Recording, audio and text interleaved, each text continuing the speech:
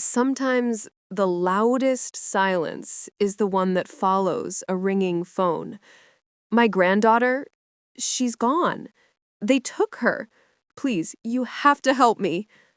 Before I take you into this journey, make sure you subscribe and press the bell icon, because what I'm about to tell you isn't just a story, it's a fight. A truth most people never live to tell. It was a Wednesday afternoon in Surrey.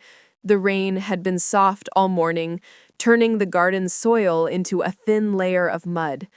Mary Hartwell, 64, stood by the sink rinsing teacups when the phone rang. She almost didn't pick it up. Almost. "Mrs. Hartwell?" The voice was uncertain, official.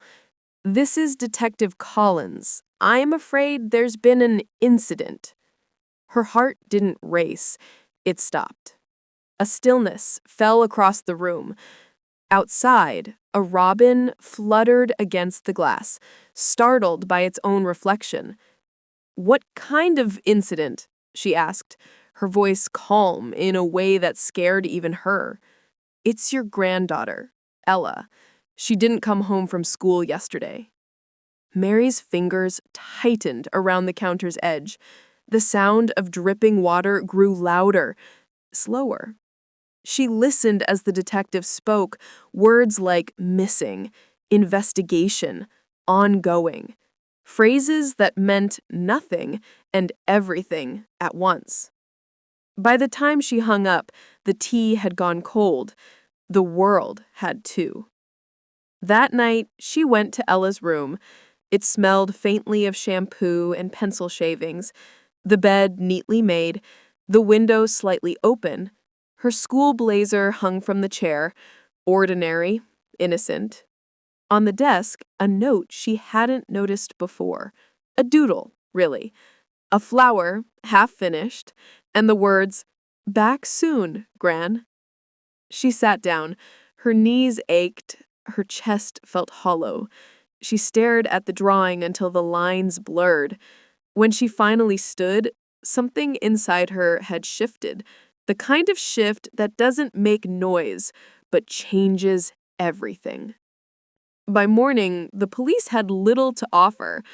"We're doing all we can," they said, in that careful tone reserved for people they don't expect to see results for. Mary nodded politely, thanked them, and made tea for the officers. But while they spoke, her eyes weren't on them. They were on Ella's laptop, open on the kitchen table, faintly glowing, as if waiting to be found. The officers left by noon. The moment the door closed, Mary sat down and began to search. Messages, emails, maps, locations. She didn't know what she was looking for, but she knew she'd recognize it when she saw it. And then she did. A name. A group chat. Hidden under a fake profile. Summer Meet 22. Inside, messages from strangers. Older men. Arrangements. Addresses. Her stomach turned, but her hands didn't shake. She printed every message, every photo, every clue. Then she folded the papers neatly and placed them in an old biscuit tin. When the phone rang again, this time a withheld number, she didn't answer. She knew better now. By nightfall, she'd changed her coat, tied her hair back, and stepped into the cold street. The neighbors saw her leave, but didn't ask where she was going. If they had, she wouldn't have known how to explain it anyway. She wasn't going to the police. She was going to find Ella herself. The rain started again, light but relentless, the kind that seeps into everything. And somewhere beyond the quiet rows of houses, a car door slammed. Sharp, distant, familiar. Mary turned toward the sound, her breath steady. The journey had begun. The rain hadn't stopped for 3 days. Surrey was washed pale, the streets gleaming under the streetlights, the gutters choked with fallen leaves.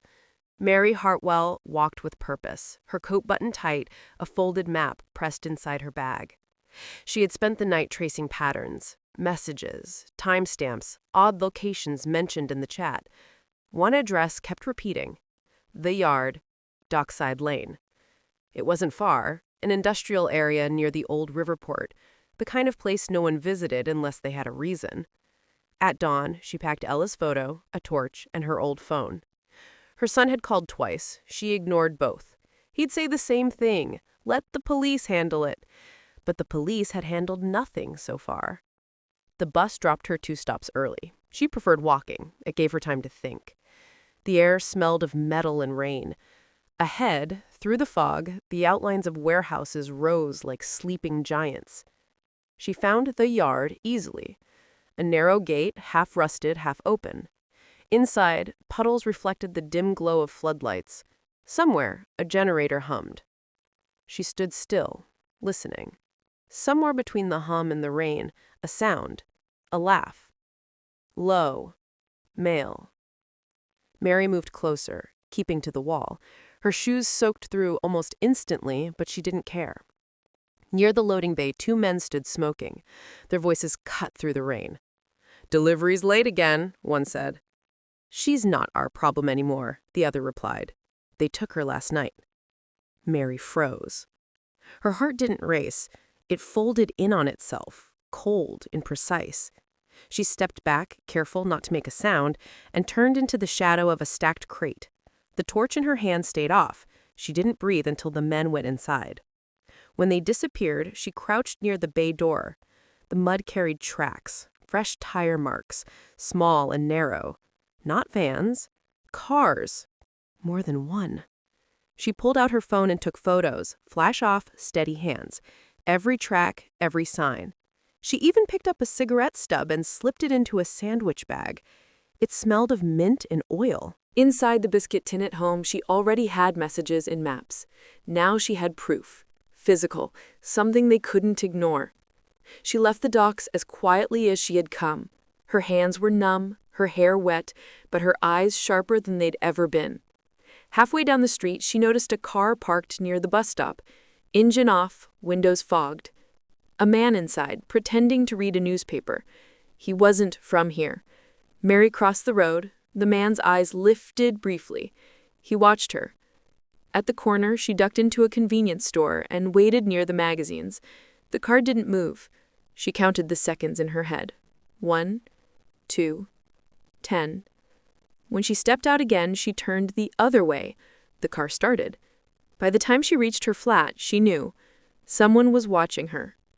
She dried her hair, made tea, and spread her notes across the kitchen table. The rain drummed softly against the window, a rhythm she was starting to understand. Ella's last chat messages replayed in her mind. Meet them near the docks. Don't tell Gran. That was 3 days ago. Mary picked up her phone and dialed a number she hadn't used in years, a name from before she was anyone's grandmother, before she had left London. "Danny," she said when the voice answered. "You still owe me a favor." He sighed on the other end. "Mary Hartwell, I thought you were done with this life." "So did I, but someone took my granddaughter, and I think I just found where they started." There was silence, then a low whistle. "You've got 5 minutes to tell me everything," Danny said. She did. Carefully, clearly, without panic. When she hung up, the clock read 11:47 p.m. She leaned back, eyes fixed on the tin box on the counter. Inside it lay her growing case. Screenshots, printouts, the cigarette stub now sealed in a plastic bag. Outside, a car passed slowly, tires whispering on wet road. She watched from the curtain's edge until it turned the corner and disappeared. Then she said, almost to herself, "You can watch all you like, but I'm coming for her." The words weren't loud, but they didn't need to be. They were a promise, and promises, in Mary's world, were built to be kept. It was close to midnight when Danny arrived. Not through the front door. That would have been too simple. He appeared in the alley behind Mary's flat, a shadow inside the rain. Same black coat, same slouch, the same untrustworthy charm that once got them both into trouble years ago. "You look smaller," he said quietly as she opened the door. "You look slower," she replied. He smirked. "Still sharper than me, then." Mary poured tea without asking, though she knew he'd have preferred whiskey. He glanced around the room. Maps, photos, scribbled notes pinned to the wall with drawing pins. "So it's true," he murmured. "You've started an investigation." "Not started," she corrected. "Continuing." She slid the biscuit tin toward him. He opened it, sorting through the papers, eyes narrowing. "You've done half my job already. Those messages, this isn't just grooming. These are supply routes." "Routes?" she echoed. He nodded slowly. "You said Dockside Lane, right? That area's a front. They bring people in, move them through safe houses. There's talk of vans marked as cleaning services. It's organized, not local." Mary said nothing. The rain beat harder against the windows. Danny leaned back, fingers tapping the table. "You shouldn't be in this, love. These people don't scare easy." She stared at him. "Neither do I." For a long time he didn't speak. Then he sighed, resigned. "Fine, I'll take you there, but you do exactly what I say." The next night they drove out in his battered Peugeot, the kind of car that blended in, forgotten even when seen. The wipers squeaked. The headlights cut weak paths through mist. The docks were different after midnight. Silent. Industrial ghosts looming through fog. The old cranes looked like frozen skeletons, their hooks swaying gently in the wind. Danny parked 2 streets away. "We walk from here." Mary pulled her hood tight, her shoes sinking slightly in the wet gravel. Each step sounded too loud. "Stay left," Danny whispered. "There's a camera by the fence." They slipped behind a stack of crates, peering through gaps in the wood. Inside the yard, men were loading boxes into 2 unmarked vans. But it wasn't the boxes that caught Mary's attention. It was the sound. A voice. A young girl's voice. Muffled from inside one of the crates. Mary's throat tightened. She clutched Danny's arm. "Did you hear that?" He nodded grimly. "Keep down." The men finished loading and shut the doors. One of them checked his phone, muttered something about the next batch, and walked toward the main office, a prefabricated unit glowing with harsh white light. Mary reached into her coat and pulled out her phone. Danny hissed, "What are you doing?" "Recording," she said simply. "Jesus, Mary." But she'd already begun, her phone's camera peeking between the crates. The video caught the van's plate, the men's faces, the layout of the yard. Suddenly, headlights flared behind them. A car turned into the alley, tires sloshing through puddles. Danny grabbed her arm. "Move!" They ducked into the shadows, crouching behind a rusted skip. The car rolled past slowly. Tinted windows, no plates. A figure in the passenger seat turned, scanning the darkness with a flashlight. The beam brushed against the skip, paused, then moved on. Mary didn't breathe until the engine faded. Danny exhaled. "You're lucky you know that." "Luck's not what I'm after. Proof is." He looked at her, rain dripping from his cap. "You already have it." "Not enough. They'll deny everything unless I find where they keep the girls." Danny rubbed his jaw. "There's a warehouse near the river, codename The Laundry. I heard it's one of their main drops. But Mary," he lowered his voice, "if Ella is in there, you can't go alone." She looked at him, eyes calm, steady. "I already am." Before he could answer, she stepped out, pulling her hood tighter, vanishing into the night's mist. Danny swore under his breath. He'd forgotten how impossible she was when her mind was made up. From a distance, she watched the vans drive off. Taillights red against the rain. She memorized the route they took before turning toward the river. The fog thickened, swallowing the docks behind her. For the first time since Ella vanished, fear crept in. Not of the men, not of being caught, but of what she might find when she got there. The morning came gray and reluctant, the kind that never really turns to day. Mary hadn't slept. She sat by the window, watching the fog drift across the rooftops like slow smoke. In her notebook, she'd written just 3 words: the laundry, riverfront, tonight. By noon, she had already planned her route: 2 buses and a walk. She avoided main roads, dressed like she used to when she cleaned houses: jeans, a loose cardigan, a shopping bag over one arm. No one looked twice at a woman like that. Danny had tried to call. She let it ring. She'd made him promise to stay out of it.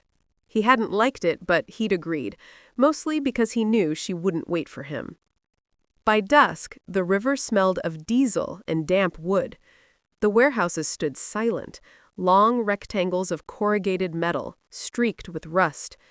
The one she wanted sat furthest from the street. No signs, no markings. Only a faded logo half scraped off: Laundry and Linen Services, Ltd. Mary stopped by a broken fence, scanning the yard. A single floodlight flickered above the door. No guards outside, but a van idled near the back, exhaust curling into the cold. She slipped through the fence, her hands steady despite the sting of wire. The rain had started again, soft, constant, her silent ally. Inside, the air was warm and stale, heavy with bleach and damp cloth. She followed the sound, faint, humming machines deeper within. At first, it looked like an ordinary industrial laundry. Then she saw the locks on the inside of the doors. Too strong, too deliberate. She crouched behind a crate, listening. Voices echoed from the far corner. Male, casual, careless. "She's too young, can't keep her here long. The others are going tomorrow. Client's already paid, they'll pick up tonight." Mary's throat tightened. She moved closer, slipping between lines of hanging sheets. Their slow sway made the room feel alive, ghosts moving with her breath. Through the gaps, she saw them. 2 men sorting through papers, one checking a list on his phone. A door behind them, small, metal, half hidden. She waited until they stepped away. Then she moved. Quiet as breath, she crossed the floor and tried the handle. Locked. A keypad above it blinked red. She looked around, then reached into her pocket, pulling out the keychain torch, a relic of habit, not hope. She pressed the beam against the keypad, catching smudges on 3 numbers: 1, 4, 7. Her fingers trembled slightly as she guessed. 1471. Nothing. 1477. A faint click. The door opened a fraction. The smell hit her first. Stale air, cheap perfume, fear. Inside was a narrow corridor lined with small rooms, each barely large enough for a bed. The light flickered. She could hear breathing. Whispered crying. "Hello?" she whispered. A face appeared. A girl, maybe 16, hair tangled, eyes wide. She flinched at first, then saw something in Mary's face that made her pause. "It's all right," Mary said softly. "I'm here to help." The girl's lips trembled. They said we were being moved tonight." "Not anymore," Mary whispered. From the next room came another voice, then another. 5, 6. Too many. She swallowed hard. This wasn't just about Ella anymore. It was about all of them. "Do you know Ella Hartwell? 17, blonde, from Surrey." The girl frowned. "Yes, she was here 2 days ago. They took her away." Mary's knees nearly gave way, but she steadied herself on the wall. "Where?" "I don't know. The man with the scar. He said something about London. Big transfer tonight." Mary nodded slowly. "All right. Listen to me. I can't take you out yet. Not now, but I'll bring help. I promise. The girl grabbed her hand. Don't go, they'll come back. Mary squeezed it once, firm. Then we both better be quick. She left the door ajar and slipped back into the main room. Footsteps echoed from the other side. Laughter. The men were returning. She crouched low, crawling under the steel table as one of them entered. He moved lazily, lighting a cigarette. The glow lit the walls in soft orange. Still can't get over how easy this job is, he muttered to himself. He turned away and Mary saw it. A box marked Deliveries North Lot, 10 p.m. Inside, an envelope half torn open. She reached out slowly, pulling it closer. Inside were printed photos. Girls lined up, faces blank, numbers below their chins. She flicked through them fast. Ella's face appeared halfway through. Pale, scared, alive. Her breath caught. The man turned suddenly. Who's there? Mary froze. The cigarette dropped from his hand. He stepped closer, peering into the shadows. For a heartbeat, everything stopped. The rain, the hum, even her pulse. Then from outside, the sound of a van engine roared to life. The man cursed, distracted for a second. Long enough. Mary slipped out from under the table, sprinted for the back door, and pushed through the rain. She didn't stop until she reached the fence again, lungs burning, hair plastered to her face. In her pocket, the photo of Ella, proof that she was still alive. Somewhere in the distance, sirens began to wail. Not police yet. Ambulances, maybe. But soon, she thought, soon it would be police. She clutched the photo, whispering under her breath, "Hold on, my love. I'm coming." The rain answered, soft and endless, washing the night clean, or trying to. The rain had slowed by morning, leaving the streets slick and shining. Mary sat by the kitchen table, Ella's photo laid flat between her palms. The girl's frightened eyes stared back from the glossy paper, half shadow, half hope. She'd been awake all night. By dawn, the plan was simple. Take the evidence to the police, hand over everything. Let the system do what it was built for. She arrived at Surrey Police Headquarters just before 9, the biscuit tin clutched tight against her chest. Inside it, proof. Screenshots, timestamps, photos, and the image of Ella taken inside the laundry. The constable at the front desk was young, polite, tired. Name: Mary Hartwell. My granddaughter's been missing 6 days. I found something. You'll want to see it. He hesitated, glanced at the 10. One moment, Mrs. Hartwell. 10 minutes later, Detective Collins appeared. Same coat, same weary expression from the first visit. Mrs. Hartwell, I told you we're doing everything possible. No, you're not, she said sharply, but I am. She set the tin on the table, opening it like a weapon. Photos spilled out, printed chats, the van's number plate, the envelope with Laundry and Linen Services Ltd. Stamped faintly on it. Collins blinked. Where did you get these? I went there, Dockside Lane, last night. His expression shifted, a mix of disbelief and something closer to alarm. You went there? Alone? Would you rather I waited for another form to be signed? He sighed, rubbing the bridge of his nose. Mrs. Hartwell, you shouldn't have done that. You could have interfered with an active operation. An operation, she repeated, her voice tightening. You knew about them? He looked away. We've had reports. It's complicated. Jurisdictional overlaps, multiple agencies. Don't tell me it's complicated. Tell me where my granddaughter is. Silence. The kind that fills a room like fog. Finally, he said, We don't know. Mary exhaled slowly, cold and sharp. Then you'd better start learning. She left the station before he could stop her. The tin stayed in her hands, heavier now than before. Outside, the sky was colorless. The wind picked up litter, flinging it across the pavement like ghosts that wouldn't rest. She walked until the anger thinned, replaced by thought. If Danny wouldn't act, someone else would have to. She pulled out her phone, scrolling through her contacts until she found Danny. He answered on the second ring. "You didn't die. That's good news." "I need a favor." "Another one?" "This one's big." She told him about the police, about the laundry, about Ella's photo. He listened quietly. When she finished, there was a long pause. "I know someone," he said finally. "Used to work surveillance for the Met before things went sideways.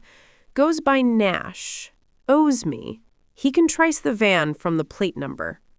Mary didn't hesitate. "Give me his address." By noon, she was standing in front of a locksmith's shop on the edge of Croydon, the kind of place that fixed things no one else could. Inside, the air smelled of dust and iron. A man in his 50s looked up from a cluttered desk. Balding, sharp-eyed. "You must be the friend. Danny said you'd come." Mary handed him the photo of the van. "Can you find where it went?" He squinted. "Might. Depends how deep they've buried it." He tapped on his laptop, fast and sure. Lines of code scrolled past. Minutes later, a map appeared. Red dots. A route traced from Surrey to South London. Lambeth, then Greenwich, then nothing. "They switched plates here," he muttered, zooming in. "After that, no trace." Mary stared at the screen. "So that's it? It just vanished?" Nash shrugged. "That's the thing about these people. They move quicker than systems do." She leaned closer. "But someone's tracking them. They're too organized not to be." He hesitated, then lowered his voice. "There's chatter. Private buyers. Warehouse near Deptford. It's not police territory anymore, Mrs. Hartwell. It's darker than that." Mary stood, pocketing the map. "Then that's where I'll go next." "Alone?" She smiled faintly. "You're all very obsessed with that word." When she left, the rain had returned, thin, persistent, whispering against her coat. She walked along the river path, the map folded in her hand. The vanishing trail wasn't gone. It had only changed shape. She passed a reflection in the shop window. Her own face, pale, determined, a woman too ordinary to be dangerous and too focused to be stopped. As she crossed the bridge towards Deptford, her phone buzzed. A message from an unknown number. "Stop looking. She's not yours anymore." Mary stopped walking. The wind cut through her coat, but she didn't move. She stared at the screen until the letters blurred, then deleted the message. The city stretched before her, vast, cruel, alive. Somewhere within it, her granddaughter still breathed. Somewhere, someone thought she could be frightened into silence. They were wrong. She whispered to herself, voice low but certain, "You took the wrong girl and the wrong grandmother." And then she kept walking, into the mist, into the city, into the danger she had already chosen. The city never really sleeps. It just hums differently after dark. By the time Mary reached Deptford, the rain had turned to drizzle, soft and hesitant, like the sky had grown tired of crying. The streets here smelled of old smoke and metal, the kind of place where everything looked borrowed, faces, lights, even time. She followed the map Nash had given her, tracing the thin red route with her finger until it ended at a gray square on the screen. Warehouse 19B. The area was quiet. Too quiet. A single lamp post flickered, throwing weak light across cracked pavement. Somewhere nearby, a dog barked once, then went silent again. Mary stopped outside the warehouse gates. No sign. No movement. Just the low hum of a generator and the faint hiss of rain hitting tin. She checked her watch. 10:03 p.m. If the van she'd tracked had come this way, it would have arrived hours ago. Her pulse stayed steady. She wasn't brave, just focused. She climbed through a gap in the gate, landing softly on damp gravel. The air was thick with the smell of oil and something else. Bleach. Faint but sharp. The main door was padlocked, but a smaller side door hung slightly open. She pressed her ear against it. Nothing. Then, slowly, she pushed it open. Inside, the darkness was almost physical. Her phone's flashlight cut a narrow beam through the gloom. Shelves, crates, stacked furniture covered in plastic, and on the floor, footprints. Small, wet, bare. She followed them. They led to a corner partitioned off by curtains. Behind it, faint breathing. Quiet, shaky, like someone trying not to be heard. "Hello?" she whispered. A hand shot out, grabbing her wrist. Mary gasped, but didn't pull away. A girl's voice, trembling, desperate. "Don't! Please! They'll hear you!" "It's all right," Mary whispered back. "I'm not one of them." The girl let go. Her face appeared, bruised, frightened, maybe 15. Her eyes darted toward the far wall. "They went out an hour ago. Said they'd be back before midnight." "How many?" "3, maybe 4. Mary nodded. "Are there others?" She hesitated, then pointed toward a heavy metal door. "Down there. The basement. They keep them there." Mary's stomach turned. "And Ella Hartwell. Have you seen her? Blonde? Quiet?" "Yes." Mary's heart jumped. "She was here 2 nights ago. They moved her. Said she was worth more. Took her toward the river." The words hit like a blade sliding between ribs. Clean, deep, cold. Mary steadied herself. "All right, listen to me carefully. I'm gonna get you out first." The girl's eyes widened. "You can't! The men!" "I've handled worse," Mary said quietly, though she wasn't sure she ever had. She led the girl toward the side door, checking every shadow. The rain outside had thickened again. Good cover. "Go. Straight to the police. Station's a half-mile north. Ask for Detective Collins. Tell him I sent you." The girl hesitated. "Who are you?" "Just someone who should have been here sooner." When the girl disappeared into the mist, Mary turned back toward the basement door. Her hand brushed the cold metal handle. Locked, of course. She tried it once, twice, then spotted the security keypad beside it. Another keypad, same pattern of smudges. Her mind replayed the numbers from the laundry. 1, 4, 7, 7. She pressed them in. A green light flickered. The door opened with a quiet click. The air that escaped was heavier, warm, stale, full of whispers. She stepped down carefully, torch raised. Each stair creaked under her weight. The sound echoed down a long corridor lit by a single hanging bulb. Doors lined both sides. She counted them. 1, 2, 3, 6. Each with a small barred window at eye level. Inside the first, she saw movement. 2 girls, huddled together under a thin blanket. Their eyes widened when they saw her. "Don't be afraid," Mary said softly. "Help is coming." One of them whispered, "Are you the police?" She hesitated. "No, just a grandmother." For a moment, silence. Then the smallest of smiles. "You don't look like one." Mary managed the faintest smile back. "Good." She moved from door to door, checking, counting. 8 girls in total. None of them Ella. Her chest tightened, but she kept moving. Halfway down the corridor, she heard footsteps above. Slow, heavy, male voices. "Door's open. Someone's here." Mary froze.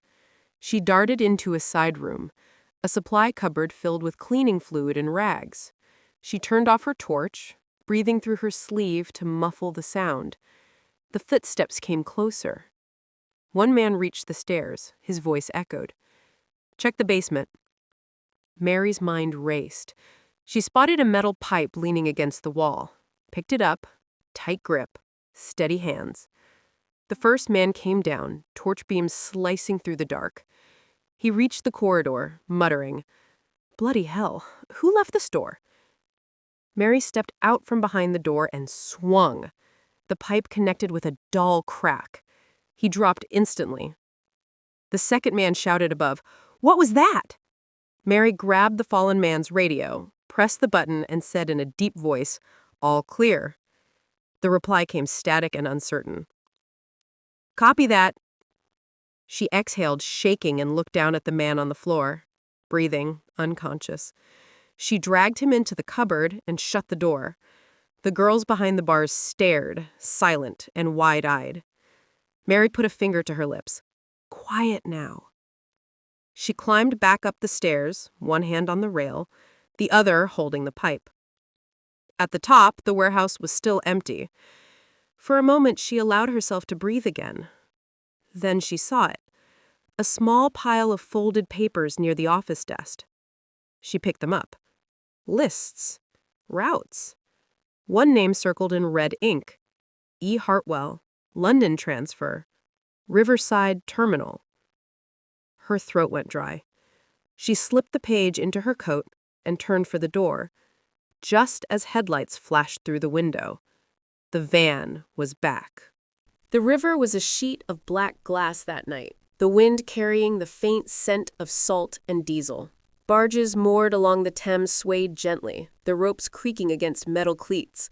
Mary moved through the shadows like she'd done it her whole life, deliberate, invisible. She had memorized every word on that crumpled paper she'd found. E. Hartwell, London transfer, Riverside terminal, 2:30 a.m. It was now 2:11. The docks at Greenwich were nothing like Surrey's. These were older, narrower, the kind of forgotten corners where even the city's noise refused to enter. The silence here was heavy, industrial. Mary crouched behind a stack of shipping pallets, the photo of Ella in one pocket and the small metal pipe in the other. She'd taped a phone under her coat, camera on, light off, recording every second. Across the yard, two men in black jackets were unloading a van. Their voices were low, mechanical. One smoked while the other checked a clipboard. A third figure stood by the water's edge, phone pressed to his ear, the light from the screen glinting off his scarred cheek. Mary's heart stilled. The man with the scar, the one the girls had mentioned. She focused on his movements. He gestured toward the van, then toward a warehouse door with a red security light above it. Two guards stood there, their faces blank, indifferent. For a moment, Mary hesitated. The last time she'd acted on instinct, she'd nearly been caught. But waiting had never brought Ella home either. She scanned the yard again, noticed a small office container near the fence. Light inside, half-closed blinds. Someone was there, watching. Mary slipped through the shadows, keeping low. The wind helped. It carried the sounds of water and metal, masking her steps. She reached the side of the office and peered through a gap in the blinds. Inside sat a man at a desk, headset on, typing. On the wall behind him, photos. Girls. Dozens. Faces pinned to maps. Routes marked in red ink across the UK and beyond. Her eyes caught one photo. Ella Hartwell. File number 27B. Beside it, a tag. Transfer confirmed. Her chest went hollow. She stepped back, hand trembling against the glass. The man turned slightly, as if sensing movement. Mary ducked. Silence. Then footsteps, slow, coming closer to the door. She moved before he could. The moment he stepped out, she swung the pipe low, catching his knees. He collapsed with a groan, headset flying off. "Sorry, love. No time for you tonight." She grabbed a stack of papers from the desk and ran. The papers flapped against her coat as she crossed the yard, scanning for somewhere to hide. The red light above the main door blinked steadily. Then she saw it. Movement. inside the van. A small hand pressed against the tinted window, pale, shaking. Her breath caught. It was Ella. She moved before she could think. Across the puddles, across the open yard. The two guards turned too late. One shouted, the other reached for his radio. Mary swung the pipe once, a clean strike across the wrist. The radio fell, splashing into the mud. She shoved the other man aside and yanked the van door handle. Locked. "Ella!" she whispered, pressing her palm against the glass. A voice inside, muffled. "Gran?" That single word undid something inside her. For a moment, the world blurred. Rain, noise, light, all gone. Just that voice. Then the scarred man turned. His eyes met hers across the yard, sharp, cold, assessing. He spoke into his phone. "She's here." The alarm blared. Mary's mind snapped back. She slammed the pipe against the van window once, twice. The glass spidered but didn't break. The guards recovered. One lunged, grabbing her arm. She twisted free, hit him in the ribs. "Gran!" Ella screamed inside. Mary struck again. The glass shattered. She reached in, cutting her wrist on the edge, fumbling for the lock. Then, a gunshot. The sound cracked through the rain, sharp and final. Mary froze, ducking behind the van. The bullet hit metal, sparking. "Get her!" the scarred man shouted. Footsteps thundered across the yard. Mary crawled under the van, her breath harsh, metallic. She could see Ella's face through the broken glass, terrified, but alive. "Stay down," Mary whispered. Another shot. The bullet tore through the van's door, sparks rained down. Mary reached into her coat and pulled out her phone. She tapped twice, sending the live video feed to the email address she'd created that morning. Subject line, "If I don't come back." Recipient, Detective Collins. Then she threw the phone under a nearby crate. She heard the scarred man's voice again, closer now. "Find her! She's bleeding! She won't get far." He was wrong. Mary crawled toward the pier, each movement deliberate. Behind her, torch beams swept the ground like hunting dogs. She reached the edge, gripping the rail. The Thames below churned dark and cold. She turned back once, Ella still trapped, pounding at the broken window. She mouthed the words, "Hold on." Then she stepped off the edge, into the river. The water hit like glass, cold, crushing. It stole her breath, but gave her silence. Above, voices shouted, beams sliced across the water, but she was already beneath, moving with the current, away from the lights, away from the trap. When she surfaced 100 yards downriver, she gasped, dragging herself onto the muddy bank. Her body shook uncontrollably, but her hand still clutched the bloodied paper with Ella's name. She lay there, drenched and shaking, the city lights blurred through tears and rain. She whispered, barely audible, "You'll see daylight again, my girl. I swear it." Behind her, the docks screamed with sirens, the kind that didn't sound like rescue. The Thames was quiet at dawn, the current moving slow and steady, as if nothing dark had ever touched it. Somewhere along its southern bank, hidden by reeds and mist, Mary Hartwell dragged herself onto the shore. Her body shook, lungs burning, arms streaked with cuts. Her coat clung to her like a second skin. She lay still for a while, listening to the river breathe. Each sound, the slap of water against stone, the distant hum of morning traffic, anchored her back to the world. When she finally sat up, the light was gray-blue, thin but alive. Her hands, trembling, reached into her coat pocket. The papers were still there, wet, torn, but readable. E. Hartwell, Riverside Terminal. Proof. She coughed hard, swallowed river water, then laughed quietly, the kind of laugh that comes from disbelief more than humor. Somewhere upriver, faint sirens echoed. Police? Maybe. She didn't wait to find out. It took her nearly an hour to walk back to the main road. Each step was a negotiation between pain and purpose. Her shoes squelched, her fingers were numb, but her mind sharp. At a petrol station near Deptford Bridge, she found a payphone. Her mobile was gone, lost to the current, but she'd memorized one number before leaving: Detective Collins. She dialed. "Surrey Police, Detective Collins speaking." "Before you hang up," she said, her voice low but controlled, "check your email." There was a pause. "Mrs. Hartwell, where are you?" "Alive, and your proof is in your inbox. Riverside Terminal. They have girls there, including my granddaughter." "Mary, listen to me," Collins began, but she'd already hung up. She couldn't afford reassurance, not now. She walked to the road and flagged down a lorry headed west. The driver, a middle-aged man with kind eyes, looked at her soaked clothes, then wordlessly opened the door. "Long night?" he asked. "Long life," she replied. He chuckled softly and drove. Neither spoke after that. By the time she reached Surrey, the sun had started breaking through the clouds, weak rays stretching across the wet fields. She stepped off near her street, thanked the driver, and walked the rest of the way home. Inside, the house smelled faintly of lavender and damp paper. Everything was as she'd left it: the teacup still on the counter, the window half open, the biscuit tin on the table. She went straight to it. Inside, she placed the new papers, the photo, the route map, the Riverside page, on top of the old ones.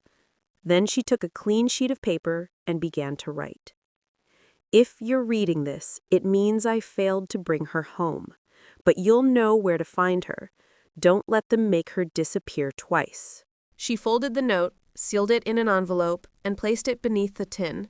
Then she sat by the window, the river still glinting faintly in her mind. For a moment, she let herself rest, head against the glass, eyes half closed. The sound of footsteps startled her. She turned. Danny stood in the doorway, rain dripping from his jacket. "Jesus, Mary," he muttered. "You look like you've crawled through the Thames." "I did," she said simply. He looked at her, really looked at, then shook his head. "Collins called me. He's on his way here. Said your email caused a bloody storm. They're organizing a raid as we speak." Mary blinked, barely processing. "They're moving?" "Fast," Danny said. "And this time, they're listening to you." For the first time in days, her shoulders dropped, just slightly. Relief didn't come easy, but it flickered at the edges. Danny stepped closer. "You did it, you mad old woman. You found her." Mary's lips curved faintly. "Not yet." He frowned. "You're not going back there." She didn't answer. Her gaze drifted to the window, the reflection of the city glinting through rain. "Ella is still out there. If they raid that place without knowing where she's moved, they'll lose her again." Danny exhaled, frustrated. "You don't stop, do you?" Mary smiled, small and tired. "Neither does the river." Outside, the sound of sirens grew louder, closer. She stood, gathering her coat again. Danny's voice rose, sharp with worry. "Mary, this isn't your job anymore." She turned to him, her eyes steady. "It was never a job, Danny. It's a promise." The knock came seconds later, sharp, official. Collins at the door, uniformed officers behind him, rain dripping from their caps. "Mrs. Hartwell, we've got your footage. We're moving in on Riverside, but we need your help identifying the layout." She nodded once, already reaching for the tin. "You'll have it. Every inch of it." For the first time, Collins didn't try to stop her. He only said, "We'll find her." Mary met his eyes, quiet and sure. "No, we'll find her." The three of them stood for a moment in silence, rain against glass, distant thunder rolling over the Thames. Then Mary picked up her coat, her notebook, and stepped out into the gray light where the sirens waited. The river flowed quietly in the distance, patient, constant, carrying her reflection along with its memory. The convoy reached the Thames before dawn. 3 police vans, 2 unmarked cars, and a 4th vehicle that no one officially acknowledged. A gray Peugeot with fogged windows and an old woman in the passenger seat. Mary watched the river glide past, dark and endless. Her reflection in the window looked calm, but her hands were clenched tight around a photo of Ella. The paper was creased from being held too long. "Stay in the car," Detective Collins said for the 3rd time, checking his weapon. Mary didn't answer. Danny smirked quietly behind the wheel. "She's not staying in the car." Collins sighed. "I was afraid you'd say that." The radios crackled. "Units in position, no movement yet." The warehouse loomed ahead, a skeleton of metal and light, the same place where Mary had nearly died. The air smelled of rain and cold iron. A mist rose from the water, curling around the tires like smoke. At exactly 5:03 a.m., Collins gave the signal. "Go!" The silence shattered. Officers moved in, fast, precise, silent, until they weren't. The crash of doors, the echo of boots on concrete, the bark of shouted commands. Mary followed from behind, every step calculated. Her heart pounded in rhythm with the sirens that began somewhere down the dock. Danny moved beside her, muttering under his breath. The first warehouse cleared quickly.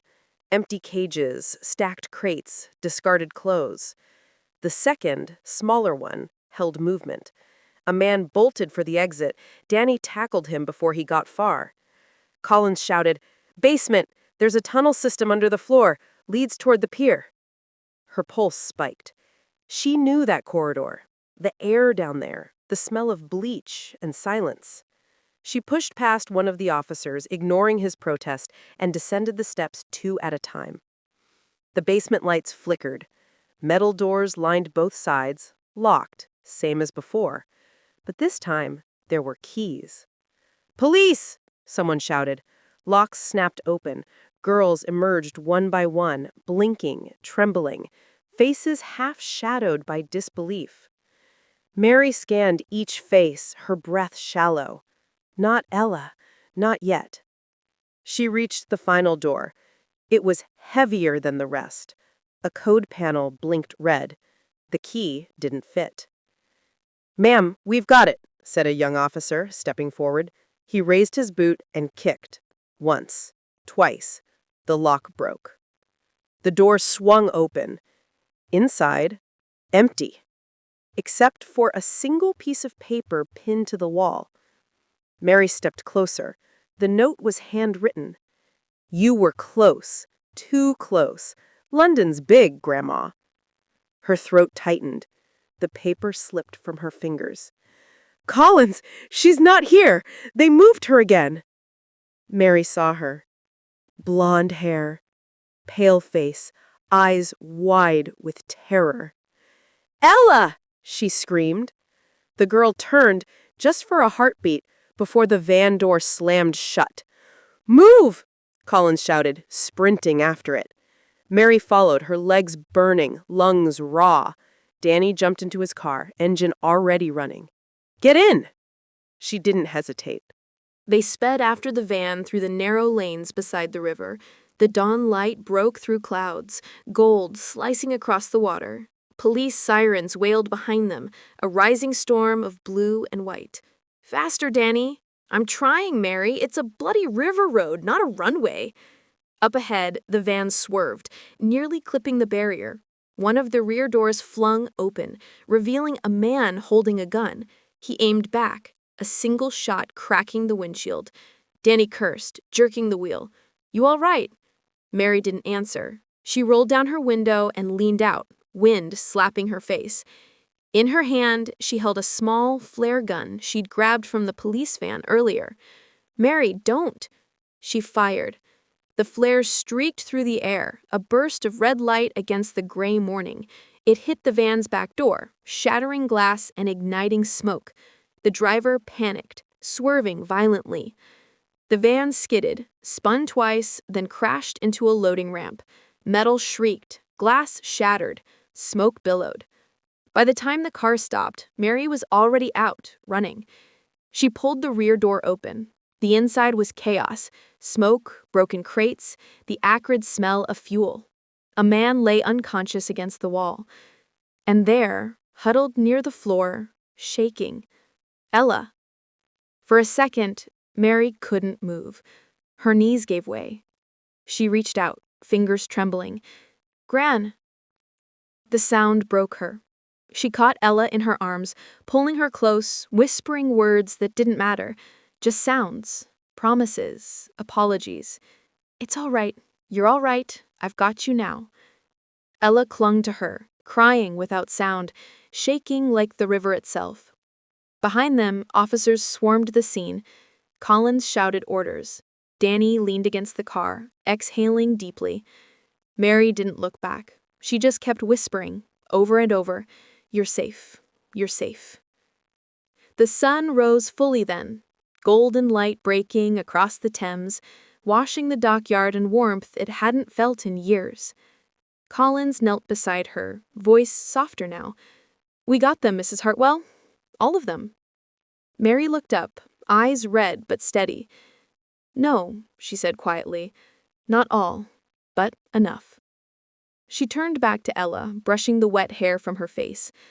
"You'll never be lost again." The girl nodded, silent, and buried her face in her grandmother's shoulder. Somewhere behind them the river moved, slow, constant, eternal, carrying away the smoke, the noise, the pain. For the first time in a week, Mary let herself breathe. And for the first time in her life, she let herself cry. It took 3 days for the noise to fade. 3 days of police reports, medical checks, questions, forms, flashbulbs. 3 days before silence found them again. Mary sat by the hospital window, a cup of tea cooling in her hand. Outside, the rain had finally stopped. The city looked cleaner somehow, like it had been washed of its secrets for just one morning. Ella slept in the bed beside her, pale but breathing deeply. The kind of sleep that only comes when the body has finally stopped fighting. A thin line of sunlight lay across her face, soft and fragile. Mary watched her, every rise and fall of breath. She'd memorized it once before, when Ella was a baby. Those same small movements, the same quiet music of life continuing. The door opened softly. Detective Collins stepped in. No notebook this time, no badge showing. Just tired eyes and a gentleness he'd learned too late. "They'll recover the others soon," he said quietly. "A few are still missing, but the network's done. You did more than any of us could." Mary didn't look at him. She just said, "I did what anyone should." He smiled faintly. "No, Mrs. Hartwell, you did what no one else dared." He hesitated at the door. "If you ever need—" "I'll let you know," she interrupted softly. He nodded, understanding that she wouldn't. When he left, the room fell back into its rhythm, the steady beep of the monitor, the rain beginning again, and light drizzles against the glass. Ella stirred. "Gran?" Mary leaned closer. "I'm here, love." Ella blinked slowly, her voice weak. "Did it really happen?" Mary's hand found hers. "It's over now. That's what matters." But Ella shook her head slightly. "No, I mean, did you really come for me?" Mary smiled, small and tired. "Of course I did. Who else would?" For a long moment, neither spoke. The silence wasn't heavy anymore. It was soft, familiar, like something that belonged to them. Later, when Ella was strong enough to walk, they went home. The house was exactly as they'd left it. Quiet, still, waiting. The lavender scent had faded. The teacup was still on the counter. The biscuit tin sat where it always did. Ella hesitated at the doorway. "It feels smaller." Mary smiled faintly. "No, love. You've just grown bigger." They sat together in the kitchen, steam rising from 2 cups of tea. The first sip burned her tongue slightly. Too hot. Too real. Ella looked down at her hands. Gran, I don't remember much. Just voices, doors. But I remember something you said. When they moved me, I thought I heard you say, hold on. Mary's throat tightened. You did hear it. Ella smiled weakly. I did. I held on. Mary nodded. So did I. Outside, the sky shifted, rain giving way to pale sunlight, the kind of light that doesn't announce itself, just gently returns, like forgiveness. Ella stood, moving slowly toward the window. What happens now? Mary joined her, resting a hand on her shoulder. Now, she said quietly, we live quietly. That's all. Quietly. But never small. Ella turned, confusion softening into understanding. Like the river? Mary smiled. Exactly like the river. The two stood there for a while. No music, no dialogue, just the sound of tea cooling and the faint hum of life beginning again. When Ella finally went upstairs, Mary stayed behind. She opened the biscuit tin one last time. Inside, among the papers and notes, she placed the last photograph, the one taken at the hospital that morning. Ella smiling, alive, free. Then she closed the tin, pressed her palm to the lid, and whispered, enough now. Outside, the Thames flowed steady and sure, carrying reflections of light across its quiet surface. The city moved on, unaware that one grandmother's stubborn heart had changed it forever. Mary watched until the sun dipped behind the buildings. Then she turned off the light, poured the last of her tea, and sat down. Just a woman in a small kitchen, breathing in peace that had finally remembered its way home. The quiet return. The end. Summary for continuity. Mary finally finds peace after saving Ella. The traffickers' network collapses. The story closes in silence, with quiet strength rather than triumph. The ending symbolizes healing, continuity, and the everyday courage of love.